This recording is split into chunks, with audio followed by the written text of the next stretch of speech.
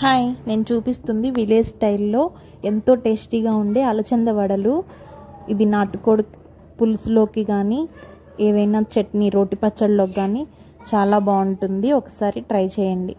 కావాల్సినవి 1 to 2 hours నానబెట్టుకొని స్ట్రెయినర్లో strain చేసుకున్న అలచంద పప్పు, ఉల్లిపాయ ముక్కలు, జీలకర్ర, చిన్న అల్లం ముక్క, పచ్చిమిర్చి, కరివేపాకు, కొత్తిమీర ఇవన్నీ వేసుకొని రోల్ ఉన్న వాళ్ళైతే రోట్లో కానీ గ్రైండర్లో కానీ రుబ్బుకొని పిండి మరీ పలుచగా కాకుండా గట్టిగా కాకుండా నేను చూపించినట్లుగా కలుపుకొని అలా గారెల్లా వేసుకొని ఆయిల్ హీట్ అయిన తర్వాత అలా వేసుకొని రెండు వైపులా గోల్డెన్ కలర్లోకి వచ్చే వరకు